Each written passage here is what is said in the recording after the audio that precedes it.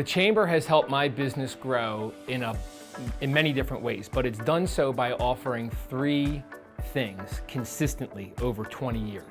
One is education, so that I can constantly improve my business and my team.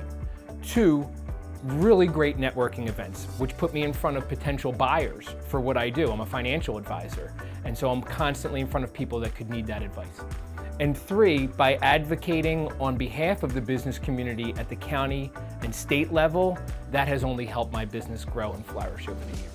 Well, I cannot think of a better example of how Delaware County really stepped up during the pandemic than the role that the Delaware County Chamber played.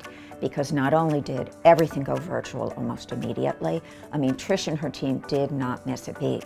They began immediately convening the business community to understand what some of the funding opportunities were, whether it was PPP loans, whether it was the Delco Strong grants that our county made available. They also pulled together some specific subsets of businesses. I seem to recall hairdressers didn't have a logical convening or advocacy entity, and the Chamber pulled them together.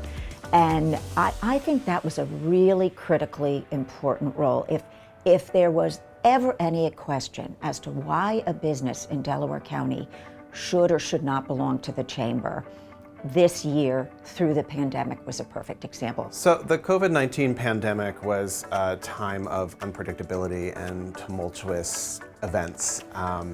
And at a time when there weren't a lot of answers or there wasn't a lot of clear direction, you could look to the Chamber to kind of help you along.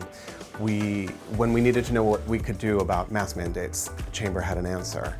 When we wanted to know how businesses were reopening safely, we could go to the Chamber and find out all that information. So it was during the pandemic that the Chamber kind of became this, I don't know, big brother, big sister to kind of tell us it was all right and to let us know how things were going.